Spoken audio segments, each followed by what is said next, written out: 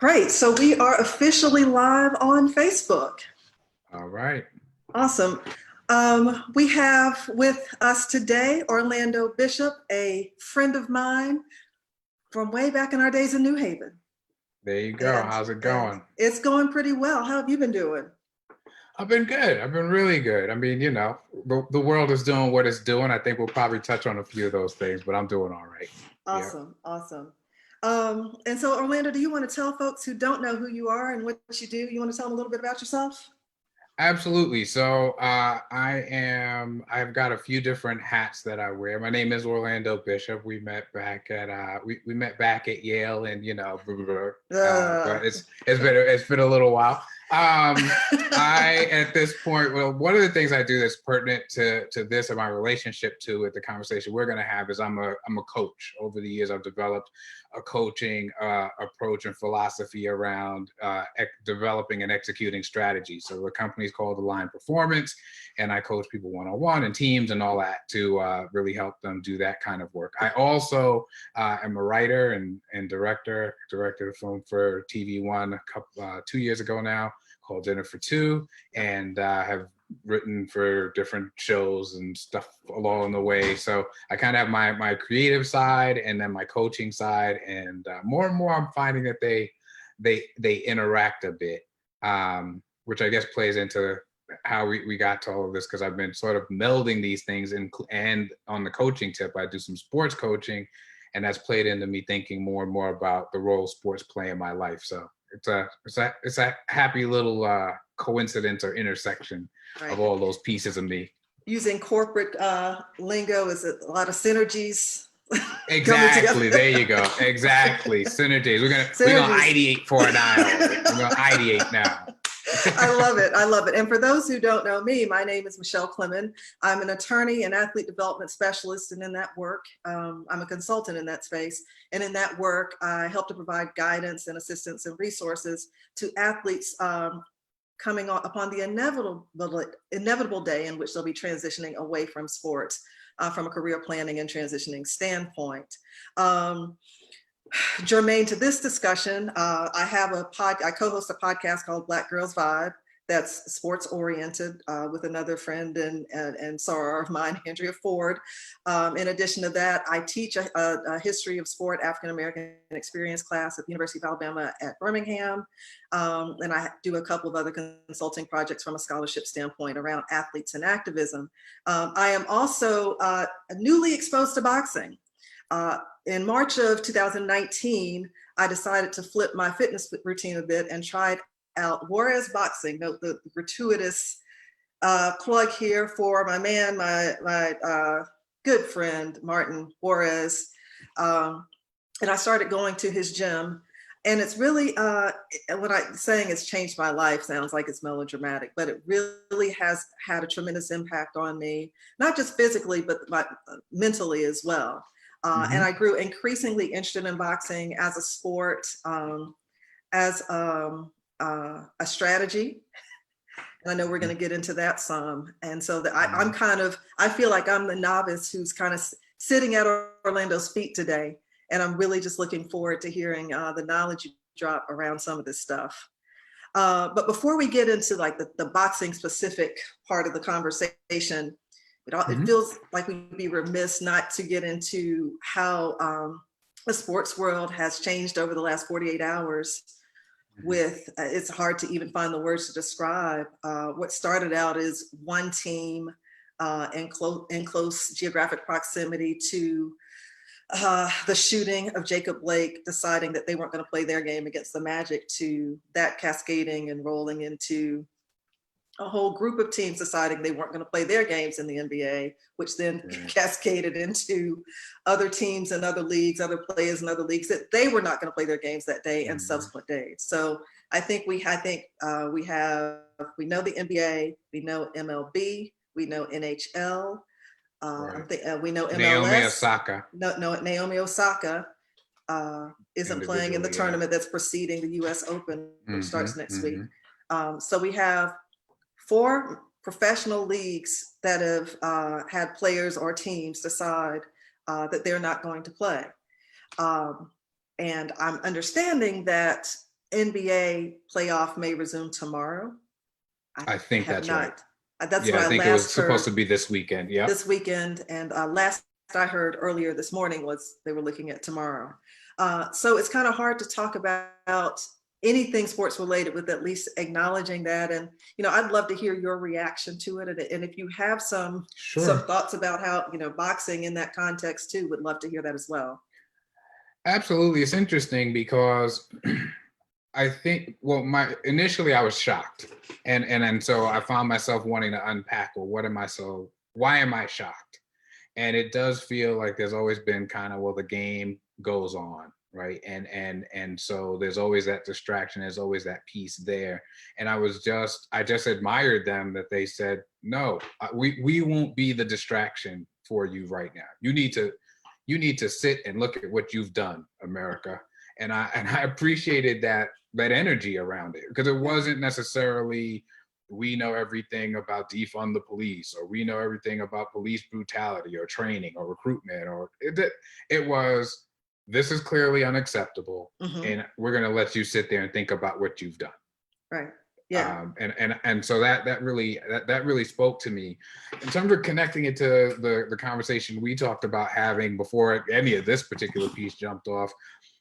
I think the boxing was so important on the sports landscape for so long, and not to say that lots of people don't watch it and lots of people don't pay attention to it, or there isn't a ton of money being made, but its place on the sports landscape has changed. Absolutely. Right. So my father was a real big sports fan, but for him that meant baseball, boxing, even horse racing. Sure. The NBA would have been very much second tier at best, and the NFL even below that for him. And so I think part of what this moment speaks to in another way is when LeBron tweets, I'm not sure whether we have to maintain our PG-13 here, but when LeBron tweets that he's not pleased and this should be addressed, I'll paraphrase for him. Okay. That is the equivalent right now, I think, of the heavyweight champion of the world in another era saying something similar. That he occupies that space in the sports landscape where even people who are not sports fans know that's LeBron James. I think right now, if you ask the average person who's the heavyweight champion of the world, they don't know. They don't really know. Yeah. And there was a time when that was unthinkable. So I think again, they know who LeBron is, unless they are truly out of the mainstream. Well, what you just, my reaction to what you just said is, kind of falls on the lines of, it's interesting that where the NBA is today, and maybe you could even put the NFL in the same category, boxing was 100 years ago, up until a certain point. Right. Because there's so much nationalism and patriotism bred into pro sports these days, particularly the NFL, lesser so the NBA. That same nationalism and patriotism used to be very specific to boxing. I mean, it's the Max Schmeling versus Joe Louis, right? Absolutely. Absolutely. So it's identifying in a way, like you associate your country with the most prominent boxer from your country. Right. And I don't know how much the globalization of the NBA has kind of led to it kind of having, like, to the extent that there are kind of nationalist impulses in the NBA. I don't know how much that has to do with the globalization, but boxing was back in the day what NBA and NFL are not now. Absolutely, and I think that tribal thing around boxing persists. But I think you're right that energy does come to those other players, and that you can have the American players play the European players, and there's a little bit of energy on that. Sure. And so I think that does end up showing up. But there is something, it can happen in any of these places. And I think of the Super Bowl a couple of years back when I was still not watching at all the NFL, but I was aware of the Super Bowl, and there was an anti-Patriots energy around political connections, or at least perceived political affiliations in terms of Tom Brady and the MAGA hat in the locker, and people who Mhm. didn't really care otherwise saying, okay, well, I'm a Falcons fan for a day or whatever. I think we do tend to play into a certain, okay, we're gonna play it out on the field, right? Yeah, So yeah, whether it's that, smelling Lewis, or if even come closer to today with Holmes Cooney, I was just right, right. I've watched it before, but I watched the Legendary Nights, I guess 2 or 3 weeks ago. I just sort of passing the time, watched that Legendary Nights and remembering how clear it was to me that, oh, most definitely everybody I know is rooting for Larry Holmes. Right, right, All right. right. There's a lot playing out here that really got that much to do with Larry Holmes or Jerry Cooney. That's But right. It kind Larry, of you know. it reminds me of applying the 2020 lens to the movie The Great White Hype Mm, with right. Samuel L. Jackson. Yeah, absolutely. I um, believe that was Reggie Hudlin, but yeah, who made that one. But yeah, yeah, absolutely. And I yeah, think like that energy is like, okay, like how's this all gonna play out, and who represents what, and who gets to be back at, get back in. I know I'm rooting for the Bucks now in a way that I wouldn't have otherwise. I'm a Brooklyn boy. I root for my Brooklyn Nets and my Knicks. Everybody's home. Where my Knicks, that's a whole other political we will conversation to have to do have. another live Yeah, about that's another hour. But I found myself going, oh, y'all started this. Like, if it comes Mhm. down to it, I think I'll be rooting for y'all. I can rock with the Bucks. I can do that. Yeah, so I do think these things play in that way. But anyway, I feel like I cut you off there on No, something no, no. where you were going. You didn't cut me off at all. So bringing it back to boxing for a second. Mm-hmm. Um, Mm-hmm. Martin has drilled into me that Mm-hmm. boxing is quintessentially hitting and not getting hit. Right. Like boiled down to its essence. Right. That's the strategy. So I wanted to ask you what your definition of boxing was. That's great. Huh. I think, I think that definition or that description of it is very simple. And I guess I would extend it and say what I love about boxing is it's stripped, everything else is stripped away. Like literally, if it's women, 2 articles of clothing. If it's men, 1 article of clothing. You get that, you get your gloves, you get out there and let's see what's what. And it's just something that I think it's the sweet science that people say, but I also think it's the simple science. And by simple, I don't mean simplistic. I think there's so much to it, and some of it we'll hopefully get into today. But it's the simple science. Yeah. At the end of it, we can make all this noise, fans can show up, we can have whoever in our corner. At a certain point, a bell's gonna ring. And 2 people are gonna walk out from their corners, and we're gonna see what's really what. And I think in a football game or in a baseball game and all these other sports, you can have all sorts of conversations. The ball bounced this way or that way. Oh, the ump made a call. The referee did this. Occasionally you'll have that in boxing, but at its essence, it's just so simple. Yeah. And I'd extend that and say then too, off that definition, that what it's meant to me, because I was thinking about this today for obvious reasons. And every time I've gone back to boxing, and I know I've only ever done some, relatively light sparring. I don't want to present myself like, I'm up at somebody's training camp getting them ready for the big one in Vegas. But every time I've gone back to boxing, what it's truly helped me do is get back to myself. Mm. It's helped me get back to who I really am. So the first time I started doing it, my dad had passed away. I went into the gym. I used to watch boxing with him. I had gained all this weight. So it just seemed really perfect. And I can talk to you a little bit about that experience again after my mom passed away. And then about a year and a half ago, I just felt like, look at me, I'm out of shape. This isn't, who I am. And in some other ways, I felt like things were kind of spiraling away from me.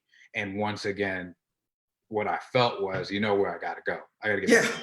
Right.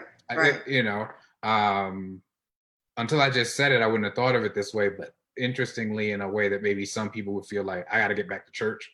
It had that kind of vibe for me, like, oh, you all over the place. We need to bring it back down. Right.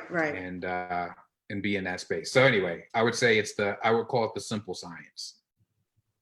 simple science, and for centuries, I guess for over a century, it's been known as the sweet science. I want to Hmm. talk. I want to talk some about your relationship with boxing, where it started, and we'll get into that ultimately. But can you Sure, speak? sure. You talked about it being the simple science.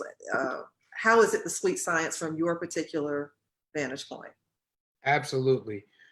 I think there's so much nuance to it. It's, again, I called it simple, right? But that doesn't mean it's simplistic. There's so much. Every time you throw a punch, you leave an opening.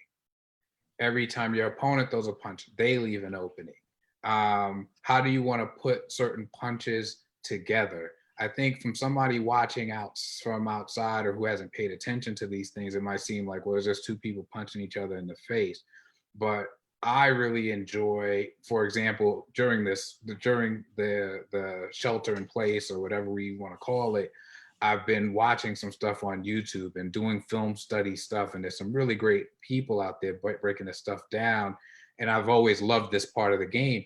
And just watching, a southpaw's fighting, an orthodox fighter, and watching them battle to see who's going to have that outside position with their lead foot, and what that then Mhm. means if they get that outside position, and when they're in the pocket and when they're off the line.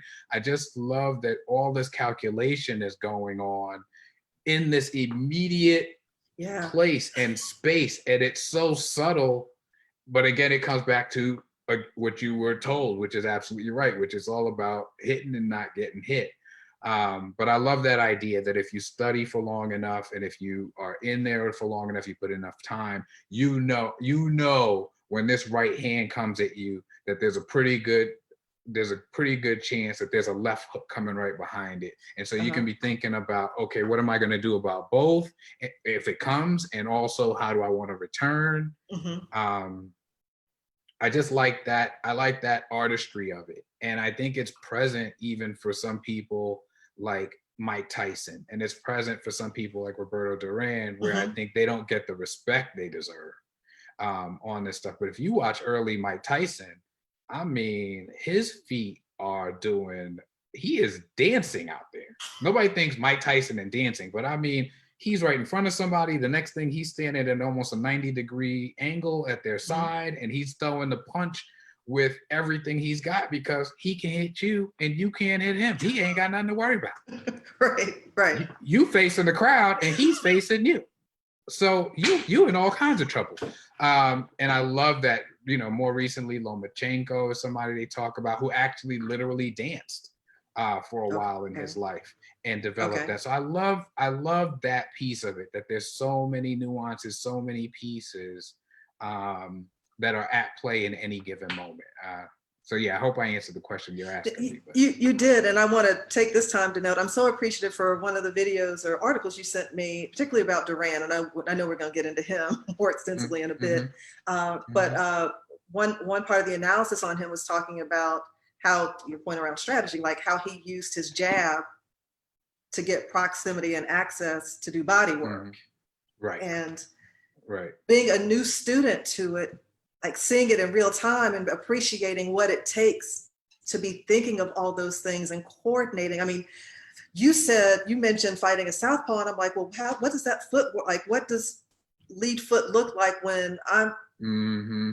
I'm Well, yeah, right-handed? now, So yeah. now we So now have you're this. battling. Now Your you're front feet are right there on top of right each there other. on top of, and that never occurred to me until you just said it. And it's only because Mm-hmm. I now know about lead foot and Mm-hmm. know that when I'm fighting other right-handed folks, our lead feet are not competing. Exactly. Oh, so Exactly. now I'm literally here on this Facebook Live with my mind blown. Right.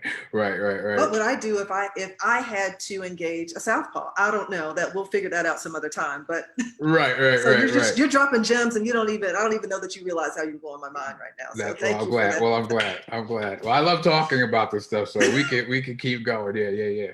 Yeah, so you mentioned that from what I understood, that I know you've been exposed to boxing from a viewer, fans, scholar, student all your Mm-hmm. life, but it's only been in Mm-hmm. more recent times that you've actually engaged in it as an activity. Right. Um, Right. um, talk some about how you got exposed to it as a child and that progression a bit. Well, my dad loved boxing. And so I can remember to my youngest days, and then, he'd get together with, let's say, my uncles or whoever, and they get to hollering about, what happened in Manila and this and that, and blah, blah, blah, and how much trouble Ken Norton gave Ali. So there's a certain sort of, I just heard this kind of talk throughout my life and was aware that boxing was something to get excited about. And one of my earliest memories of life is watching the Summer Olympics in '76, which is impossible because I wasn't born yet. But if I had been born, no. But in '76 and watching Sugar Ray Leonard win his gold medal. And I remember the progression. And I remember there being I had a robe when I was a kid, this terry cloth robe. It was white with like blue piping on it. And I remember that, to me, that was my boxing robe, like Sugar Ray had his boxing robe. So here's 4-year-old Orlando getting ready for the fight, just like Sugar Ray's marching to the ring. And I'd move around my living room and try to act like him. So I just had this from a very young age, knowing that it was exciting to my dad. So it was something that brought me closer to him. But something that was was ever present. So I think I was like 7 or 8 years old when I got boxing gloves as my Christmas gift. And I'd, box in the living room with my big cousin Ernest, so giving him a shout out here today. But we would, it was just something that I learned to love, but I also understood it was valued. Yeah. That I might be able to use my hands, or that someone who knows how to use their hands, like that's something to respect. That moves you up the ladder in terms of, or up the hill, or however you want to look at it, amongst people, that just somebody who can, quote, handle yourself. And so, yeah, I guess I was very much aware of that. And then as time went on, starting to really get attached to some of the specific boxers, and to bring up Duran, which you mentioned, and I'll sort of toss his name in here. My family's from Panama, both my parents. Yes. But I'd loved Sugar Ray Leonard since I was like 4 years old. So when Duran fought Leonard, this is a big problem. This is a conflict. This is like what, this is a problem. And so on the first fight, I had always loved Sugar Ray Leonard. So I knew him better. I'm rooting for Sugar Ray Leonard. So of course, like my uncle flies from Panama to Montreal. My dad, everybody, the Panamanians are going nuts. And I'm the one little dummy sitting around going, I want Sugar Ray Leonard to win. And so, of course, they have the fight. Duran wins. I'm devastated. But my family's so happy, I can't help but have that pride of like, oh, all right, Duran's a champion. Okay. So then they're going to have the rematch. So at least now I'm sorted out, right? I'm going to root for Duran. So then I root for Duran, and then Leonard wins. I'm like the worst thing that ever happened to the welterweight championship. And so, but it was this thing, like, and so many lessons you can pull out of some of these things. Later on, as I wrote about it, one of the things I said was, in a fight against yourself, you always lose. Like, I really shouldn't have been rooting against either one of them. They both in ways represented parts of who I very much was, but I did feel compelled both times to pick a side. And so, yeah, so I guess I often pull those kinds of lessons out of boxing that aren't really necessarily about the fight itself, but it's so simple that I think it makes itself a great metaphor for all sorts of things that happen in life and the ways that we approach our lives. So, yeah. Thank you for that. It's been around for a while. Yeah, it's been around for a while for me. So I'm deviating from the plan a little bit now. The person that I review as single-handedly responsible for us even doing this live has joined the Zoom. I saw that. And we'd be remiss not to invite her on in and say a few words, because this is on you. So you can't be mute right now. Like, you don't get, no, ma'am. How are you? How are you? I was like so excited, and I was like, I gotta finish up this other stuff because I have this boxing discussion to get to. So important in my life right now. So thank you, actually, thank you both, because This is something that I was really looking forward to. So I'm really excited that it's happening, and excited to come in on Excellent. hearing that story, because I think for me also, boxing was certainly something that I shared with my dad, who passed away. 9 years ago, or 9.5 years ago now, and it's something that still, even to this day, like when I watch boxing, it certainly makes me feel close to him and his presence, and thinking about all the conversations that we would have throughout my life. When I was a kid, it was just really sort of like something that you would do, right? We didn't have cable or anything like that, but there would, or the I think we had cable probably like 1 year, maybe when it first came out, there was some sort of promotion, and then like when it became expensive and like a really like a bill, it was like, oh, Mm-hmm. don't do that. But I remember this notion of like always knowing when boxing was going to be on, and like this, you have to find a way to watch it. um, Yeah. and it's funny now, because I think it's just a lot more accessible than it had been previously. And so it's interesting that that idea of there is always a fight to watch still is very present in my life, even though he's not here. So Mm. totally stoked for this conversation. Like, Excellent. And not. and thank you for prompting it. Yeah, My Thank you. my Like it's pleasure. been. Because I'm like, wait, there's nobody to talk to about boxing anymore. That's cool. That's cool. Here we are. Here we are indeed. I know, Orlando, I know you and I have talked some Mhm. about the boxers that were influential to you, or who you kind of Mhm. rank as being meaningful. And you've Right. touched some on Sugar Ray. Mhm. I know the love for Duran is strong. Are there Sure. any others that fall into that category for you? Yeah, and it's interesting because it's one is somebody I've discovered through all my YouTube moving around and studying different fighters, and it's Archie Moore, who they call the Mongoose, and he fought I want to say until he was 45, and maybe a Yeah, little off, but pretty yeah. close to that. Hmm. I'm 48, and I'm like, what now? Because nobody needs to see that situation in a professional fight.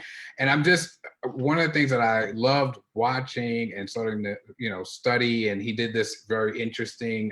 He had this very interesting style where he'd do this cross arm defense, and we can talk about that a little bit too. I want to It's ask you not about some, it. I have yeah. questions. Sure. Yeah. Yeah, yeah, for sure. And I just loved watching that and seeing how he was able to use it. And it was a style I just hadn't really seen like that Hmm. before. And we can talk about some place where some people probably have seen it more recently, but I hadn't seen like that before. And the beauty to me of how he would turn offense into defense. So he'd throw a right hand, and instead of needing to come back here to protect himself, he'd keep going. And then the elbow now was protecting him, and he's covering his body, and then he's throwing from underneath. So I Yeah. love it was so fluid. And to me, it made sense that somebody who was able to fight for so long had that style, because it didn't demand extraordinary speed. And it really Hmm. didn't demand extraordinary reflexes.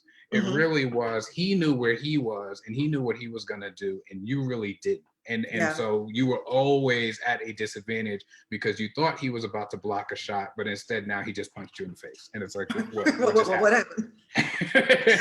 So yeah, so Archie Moore was definitely somebody who I found myself going, oh, that's interesting. And as I've thought about my own workouts, and I again do a little bit of sparring and go in thinking about, oh, well, when would I use that? Or in course, going through some rounds on the heavy bag and thinking like, okay, for these few rounds, I'm going to do that. Is this sort of an additional challenge, and to think about, well, what would it really look like to throw that right hand and protect yourself that way? And where would you go next? And incorporating those things. And what's fun for me is that I find that a little bit later, I'll be sparring and I'll do something and I'll go, oh, there it was showing up. It might not be exactly, but that some piece of it worked for me, and I Uh-huh. was able to incorporate it. And I guess that feels a lot like life to me, for sure, where you kind of go and you pick up a little piece from here and you pick up a little Hmm. piece from Hmm. there. This part works for me, that part I'm not so sure. Right. But he was exciting for me in that way, to discover and study and learn about this defense. And then Ken Norton kind of used it later, and then most recently and probably more famously, George Foreman actually learned it from Archie Moore. Right. And was able to use that during his comeback again when he wasn't the young, stronger than everybody person. All of a sudden, he had to be using above the neck to get some of his wins. And so to watch him use it was fascinating. But funny enough, as I was looking at that and him doing all of that and throwing uppercuts, so your arm is already down here, so they're not paying attention to it. You throw an uppercut from there and never see it coming. Okay. I was like, oh wow, like I wouldn't have guessed that. But when he actually won the championship, when George Foreman won the championship, he realized that people had figured out what he was doing and they were using their speed against that. So when he actually won against Moorer, he didn't use a cross-arm defense, which I did not remember that. So he used it to get all that way, but then even he adapted to what was happening. So going back to your sweet science question for a second, and then I'll be quiet, is part of the sweet science of it is the constant adjustments. And I find my favorite fighters are the ones who can do that within a round, certainly within a fight, but even watching some people do it over the course of their careers is fascinating to me.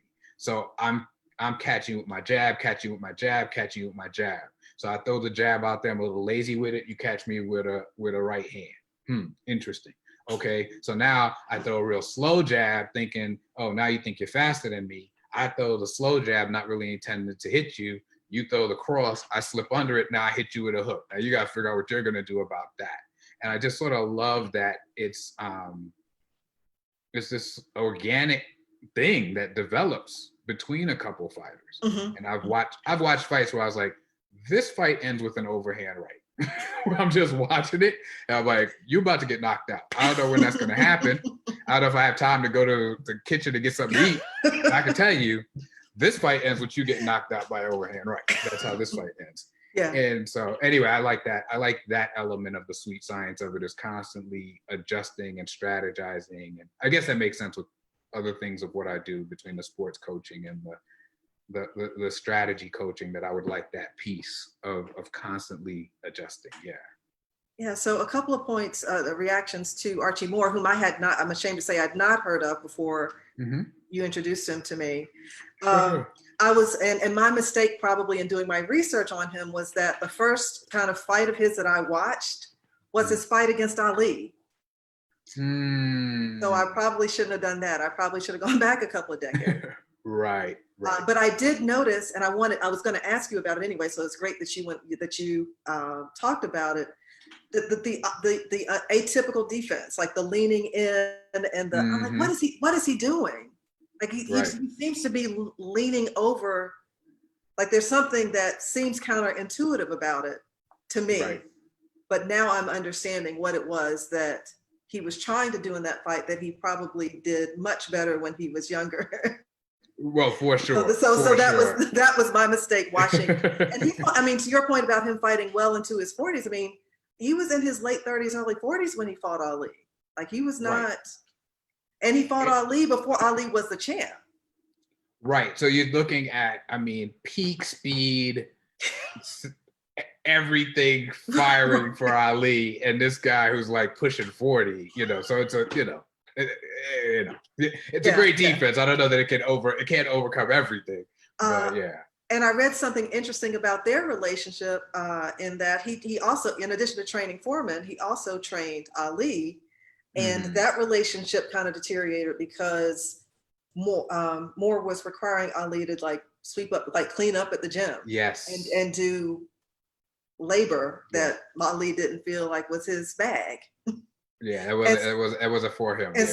And so part of knowing that part of what I felt was going on in that fight was Ali's revenge. I certainly wouldn't, some of the other fights that we know about, and some, Cleveland Williams and whatever with the, say my name, the taunting, all that kind of stuff. Yeah. So yeah, I wouldn't rule that out, certainly. But I thought it was interesting too, knowing that relationship. And I did think it was interesting that they had some relationship in the past. And I learned a lot of this, like I said, going through the YouTube videos and then reading some stuff and whatnot, more recently, last few years, but that he had offered to teach Ali that cross arm guard. And I forget the quote, but essentially Ali's response to it was, well, I'm, fast as I am, what do I need that for? And I thought it was interesting to watch, later Ali, when he wasn't the fastest guy around and he wasn't, and thinking, now having that new piece of information, might he have lasted longer? Right. What would his fight against Holmes have looked like if he'd had sort of these tricks in his bag that he thought, what do I need that for? A slight aside, but I'll say when I heard the story, it reminded me a little bit of AI's famous, practice. You talking about practice?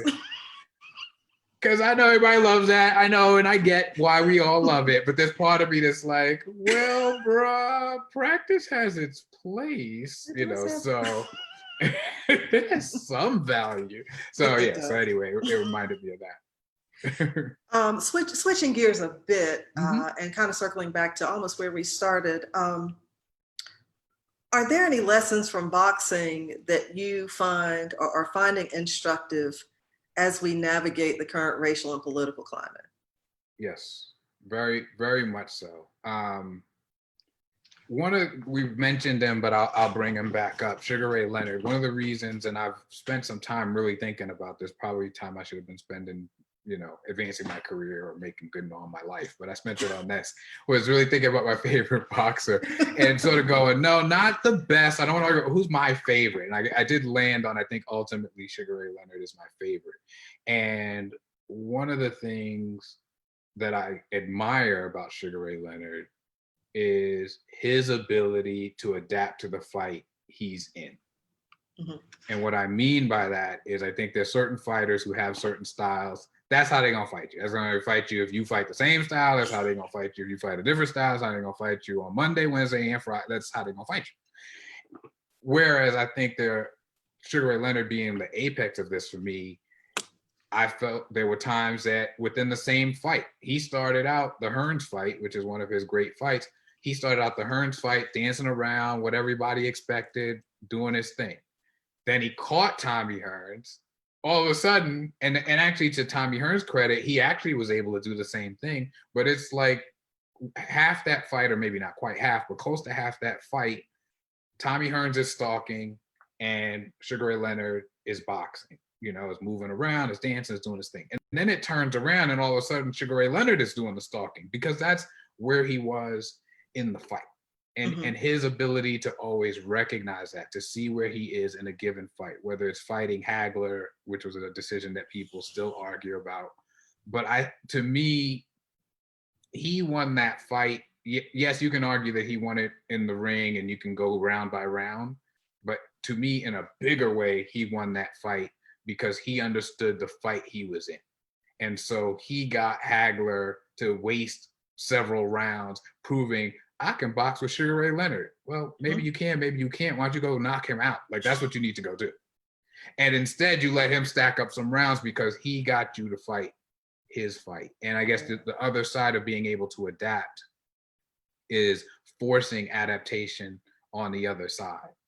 And I think when we talk about, for example, when we talk about basketball players saying, we're not going out there, or WNBA players who have been so clear and so vocal. And some, I'm like, those t-shirts, I was like, whoa. It's like, whoo, no, this is, and I just think they're forcing America, certainly voices who are commenting on them, they're forcing the reaction out of them. So it's not going to be shut up and dribble and you're going to make me play this game on the level of shut up and dribble. No, how about there ain't going to be no playoff games? Ain't no games. How about that? Right.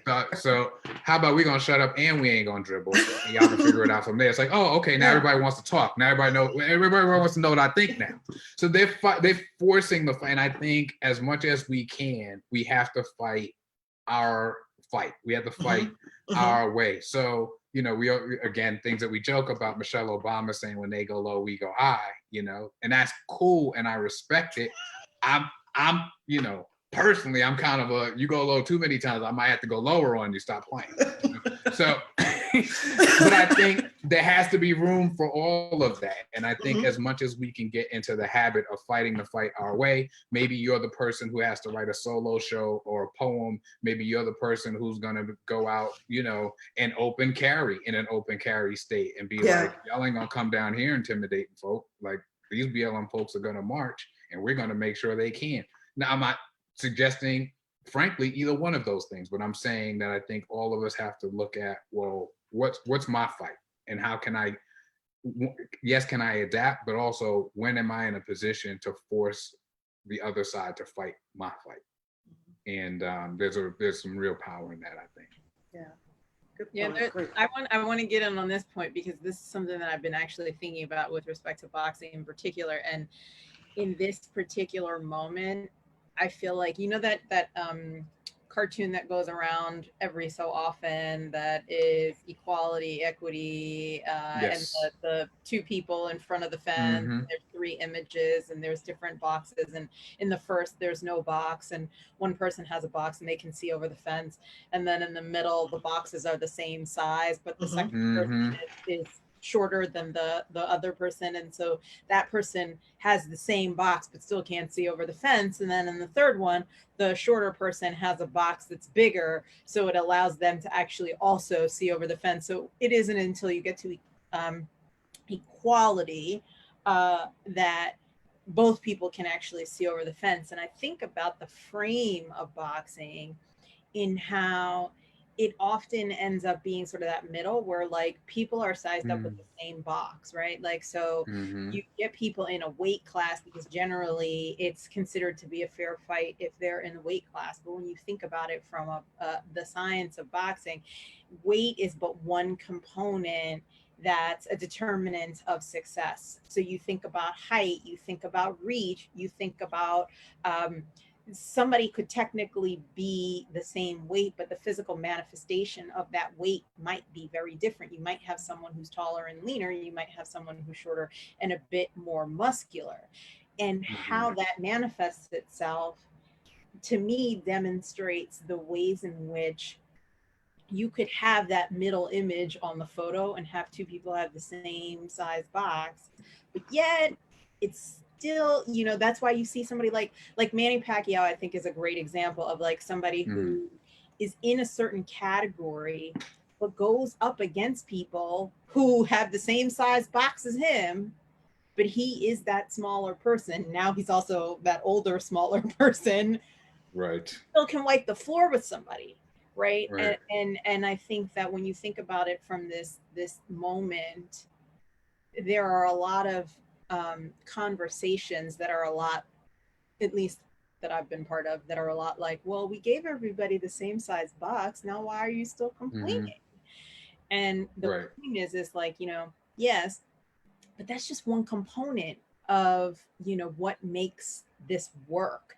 And I think that, you know, a lot of times in boxing, I often think about, you know, what else should we be talking about besides just weight class when we talk about what makes someone a successful boxer, as well as what makes them have the longevity of the career, right? Because we know it's a very physical sport. We know that it has some impact on people's mental acuity, particularly if you've been knocked in the head a bunch of times. And so I've just been thinking about that a lot lately, and thinking about, you know, well, in the world, we don't actually get, we get more often than not the no box scenario. When we aspire for the person to have the box that's going to allow them to see appropriately over the fence. So, you know, that's my meta contribution to this right now, because I've been thinking about that a lot.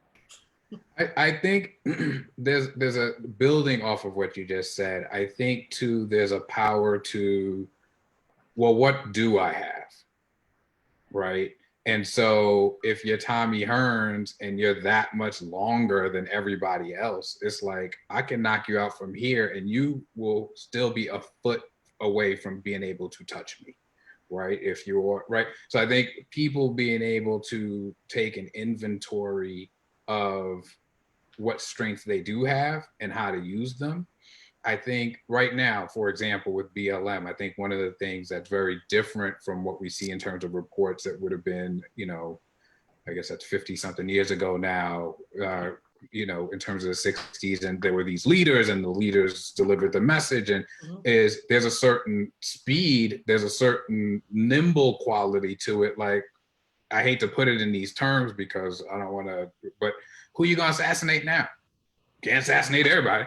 You know what I mean? And I think that's a very interesting quality to this. Now, that means that there are other things that are disadvantages, right? I think sometimes there's a lack of clarity around messaging, or people want to hear like, okay, well, who do we negotiate with, right? I think there are other challenges, but I think being able to recognize I've got this particular advantage.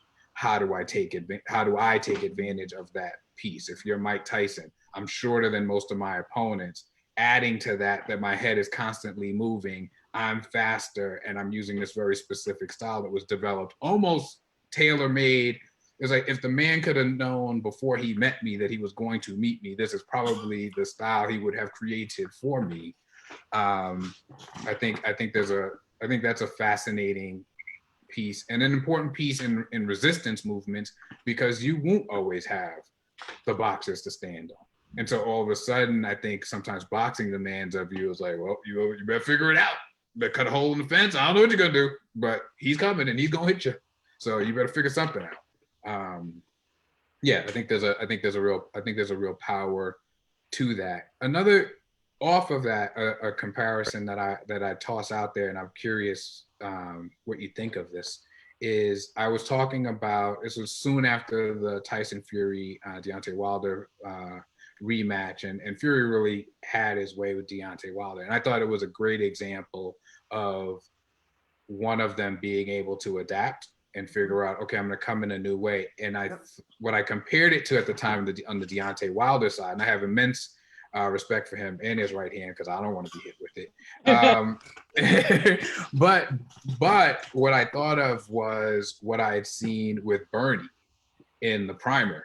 And I said, listen, if Bernie catch you with that right hand, you're in big trouble. But if the fight shifts, Bernie gonna be Bernie. Now, either that's a winning strategy in the fight he's in, or that's a losing strategy in the fight he's in. But that's his strat. That's Bernie gonna be Bernie every single day. You ask Bernie if he wants some coffee, he wanna know who got some coffee and what kind of coffee did top 1% got. That's what he gonna know. But I think so he had to always come in that way, and his supporters did too. And I think that there were others who were able to flex, who maybe then were, I think that's Biden kind of being the true opposite of that, is like, Biden, let's talk. What's everybody got to say? The people on the left make sense? Okay, let's rock with them. Okay, the people in the middle have some stuff they want to talk about. Let's move with them. And I think that ability to shift in the middle of the fight determined the winner. Those are great points. I think that in the context of what we're seeing in the NBA space is, because the fight is so new, like there's no footage to review to know what the opponent's strategy is. So everybody's creating their strategy on the spot, which is what makes what the Bucks have done so impressive. Like you were saying earlier, like Orlando, that they knew that they're not going to stop police brutality. Right. But the fact that they came up with a quantifiable list of demands that were reasonable. There was specific, measurable, achieve all those SMART goals or whatever, but it wasn't pie in the sky stuff, number one. It was smart. Right. And they knew who their target audience was for the demand. Yes. And they placed it at the feet of that entity. So I admired how quickly they mobilized around an issue that a lot of them weren't up to speed on. And they acknowledged that in their statement. Like, a part of what we have to do now is that we have to educate ourselves. So it's admirable that not only that they initiated a fight, but that they initiated a fight that they had absolutely no previous context for. Right. Right. And I think it became, if not me, who? I think there's a lot of that in it. And I I admire people, and I guess I'm this way, so it's kind of a little bit of a cheat to say I admire, but I admire people who fight because it's time to fight. Yeah. To me, this isn't 100% accurate, but I say, to me, bullies fight fights they know they can win.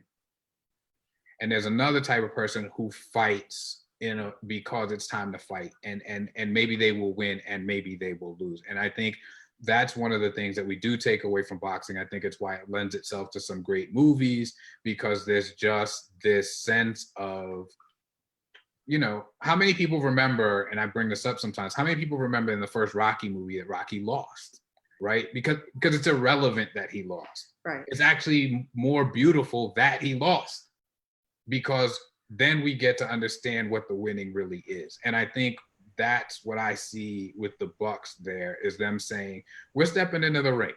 We may get knocked out. I don't know what's going to happen, but I do know that it's time for me to step up and fight this fight. And so I admire that piece. I really admire that piece. Well, the thing that I also think that I admire about it, and generally speaking, is that, it's like, if you think about training for boxing, it's not just fighting fights in a ring, right? Like, it's hitting a bag, it's learning, like, there's a whole host of things that one needs to do. One needs to run, one needs to jump rope. Like, there's all kinds of other elements besides just nailing the punches that it takes to actually become a great fighter. And I think that, what the Bucks are saying explicitly is, we realize that it's not just one thing that needs to get done. And my suspicion about why the NBA might have been the first place for this type of, concrete stepping into the proverbial ring is the NBA seems to, with the bubble and so on, their approach to COVID, perhaps because they were hit first, right? Like, I remember when I was way back in March, like, 7 Nets players have tested positive for COVID, right?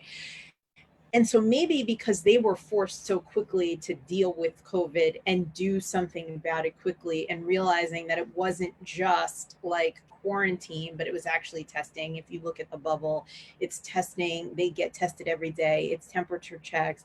It's also other symptoms. Like, they're not just taking a one size fits all approach and knowing it's just one kind of training to address this pandemic. Right. And so therefore it seems like the team and the players have acknowledged that, like, complex problems just don't take one silver bullet to actually solve them, but actually, like, there have to be multiple different things that occur at the same time. And it's great to see someone or a group of someone's doing that very pragmatically, because it's counter to what everyone else seems to be doing and thinking right now. It's a great observation. Interesting. Yeah. That's really interesting. So I only have a few more questions, Orlando. Sure. And the next one is around, I think most would agree, like, from a cultural standpoint, Ali is regarded as the standard bearer, as the standard bearer when it comes to athlete activism. And with such a rich history of activism being based in the boxing world, what are your thoughts on why it is, or appears to be today, that we don't have as many of those voices coming from the boxing space? Right. It's interesting. I think there are a couple of things. I do think, as we talked about, I think that boxing used to occupy a different cultural space. So I think there's the expectation that, the heavyweight champion of the world, let's say, or some would that their voice would be sought out or would be viewed in this way.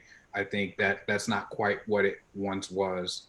I think there's specific personalities who happen to, if Floyd Mayweather Jr., for all his boxing skills, he doesn't seem particularly, like, he strikes me as kind of a I got mine kind of guy. I mean, I don't mean that I don't want to fight with him either, but just money trucks periodic through the streets of New York City.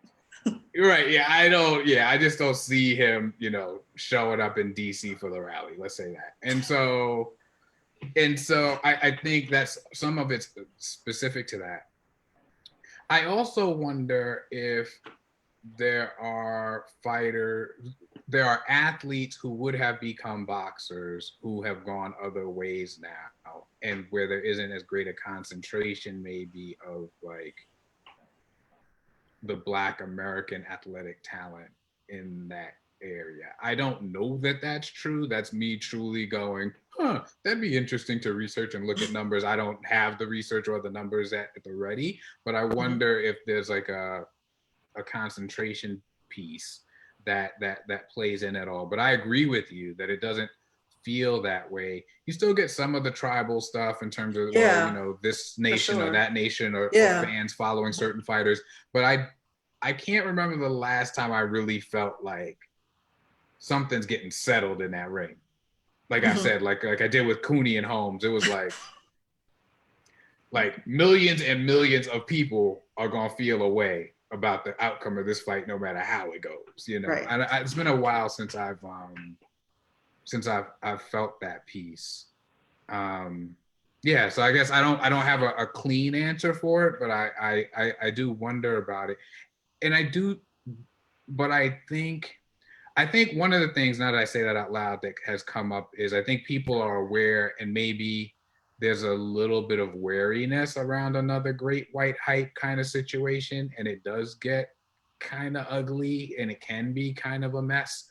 So I wonder if there's a little bit of that's not the best way to sell fights, or like, sure, it works for this fight, but then there's a whole body of fans and now hate this person, so then the pay-per-view numbers. Like, again, this is me in real time with you trying to think what would be driving the change, but there is a history of a certain vocal or a certain lightning rod, whether you're talking about Jack Johnson or obviously, like you said, Muhammad Ali, that I don't think we're seeing. We haven't seen, and I'm not 100% clear on why. I think too, and I thought about this with Ali to Tyson. I said there was something in the difference in how their stories played out that spoke to a cultural shift where I think it was clear. Muhammad Ali went and got his gold medal, came home, went downtown to get some lunch. They wouldn't serve him, right? Like, that's a very clean story. Anybody with ears to hear can get that story. I think when you look at somebody like Mike Tyson as an example, I think the social and the socio-political elements of his story are far more complicated. And so for me, for example, I feel like we punished him for being broken, but we broke him. Like, he was broken in the first place. When Cus D'Amato found him, it wasn't like they found him and pulled him out of some SAT prep course and said, hey, kid, come on down to the boxing gym, right? So, like, we broke him, and then he behaved in broken ways. And I'm not excusing the broken ways in which he behaved, but you can't raise somebody in the environment he came from and expect them to just be like Joe Citizen. Like, you just, right? But it's unrealistic. It's unrealistic. So one of the things I said to somebody who was more in Ali's generation at one point was, our generation was stuck with the job of fighting a ghost. And that's just, you may win or you may lose, but you're going to look crazy fighting a ghost. And so I think sometimes we just look crazy because there's no sign over the door, but we know we're not allowed admittance. And so it's like, well, what do we do there? So maybe that's a piece of it too, is it's not as clean, and people aren't going to come straight out and be, we found a white guy to come challenge, right? I think the conversations are more nuanced now. Yeah, I agree with that. So the last question, you. Yes. Mike Tyson. Okay. Biggie. Yes. The notorious RBG. Ruth Bader Ginsburg. Yeah. All repping Brooklyn to the fullest. Yes. And all of you in your own way, you're fighters.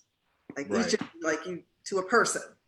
Right. So what is it about BK that has that fighter's ethos and flex about it? Like, it's got to be something. So tell me. Yeah.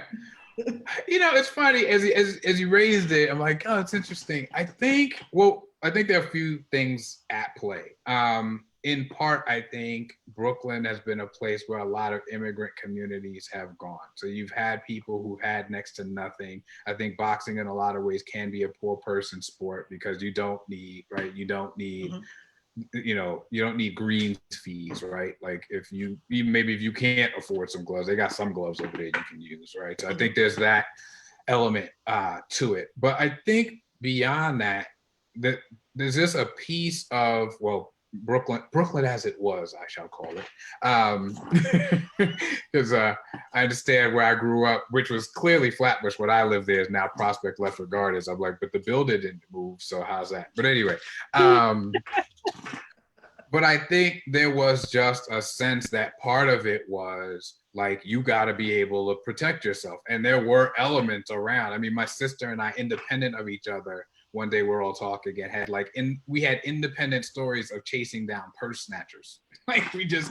So we were, we were there in the midst of all. So you just had some of this around. So I think there was a real sense of you had better be able to handle yourself. That idea that you can handle yourself, and the handle yourself, like you point out, can take different forms. So it might be Biggie and what he did before the music time, but also what he did within music. I mean, this dude came out of nowhere and changed the landscape. But I think part of it was that energy of, a friend pointed out to me once, no matter where people are from, you ask them where they're from, they say they're from Boston, they're from Kansas City. But when they're from Brooklyn, it's like you challenge them to a fight already. From Brooklyn, right? Like, what? Right? Like, there's just that element.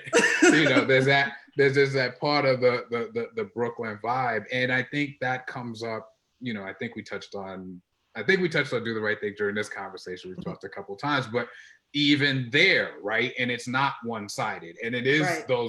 it was Sal and his sons coming in like, we'll fight too. I'll take a bat to your radio. Like, what? That is very much a part of the culture. So if you're Ruth Bader Ginsburg, you do it with your pen and from between your ears. But there is this sense of like, don't get run over. And I think part of it is that there's a lot of that like immigrant energy around. We're making our way, we're scrapping. And I think the scrapping shows up in a lot of different places. Yeah, what prompted the question was watching a recent a documentary on Hulu on RBG, and she gets asked about Biggie, and she talks about, well, we're both from Brooklyn. Like that's I'm here for the comparison. First of all, because we're from Brooklyn. Yeah, and there is that element when you meet other people from Brooklyn. People do talk about it in those terms, like, oh, well, I really know something about you now. If you grew up in Brooklyn, there's a certain level of communication we can hit and have an understanding around with each other that's very much there. And it's funny, I'll say it for myself, and in the connecting it to my relationship to boxing and that piece, because I never went to the gym. Like I said, my cousin and I were like boxing in the living room, and my big brother would show me some things here and there when we got together. But I found that boxing always brought me back to myself. The first time I spar, because each time I've gone back, because that's been the energy, I'm like kind of on the run and real nervous and shifty. And it's over time of me going back to the gym and getting back in the ring that I settle down. Yeah. And I can think of times, and now it's great because you have your phone and you can say to somebody, hey, get a little video of this for me or what have you, that I can watch myself calming down over time. And I feel like getting to this like essential part of Orlando where I can stand there, fight. I don't just want to just throw punches back and forth. I'm smarter than that, right? But also I will, and it helps connect to the other pieces of my life where I feel like maybe I am kind of jumping around. I just need to settle down and get into my rhythm and get into my way of fighting and being there. So that too, I think is very Brooklyn. I think that sense of like, this ain't gonna go how you say it's gonna go. It's gonna go how I say it's gonna go, right? And that energy is sort of ever present. Yeah. Yeah, absolutely. Well, I think that's a great note to end this conversation on. Orlando, thank you so much for being down to do it. Amazing. It has, and Kamika, thank you for Thank you. Pushing us into Yeah. the ring figuratively and literally. Yay! Thank you for doing it. You bet. You bet. Yeah, I Yeah. love No, it. I love it. it's been very worthwhile for me finding my voice in the sports space and wanting and needing to become more affluent and fluent in boxing. So this Mhm. exercise for me has been invaluable. It's been more than an exercise, obviously, but yeah, I'll carry like what I've learned from this conversation, what I've gotten from the research, like will go forth with me, and I just hope to Oh, expand on it. So thank you guys so much for kind of helping me do the things I'm trying to do these days. So yes. thank you so much for Excellent. uh, awesome. I love what you're driving with the sports conversation. So I'm happy to have been a part of it. Thank you. Yes, you absolutely were, and you guys have a great weekend, and we will talk soon. Take care now. Bye. Bye Bye bye. bye.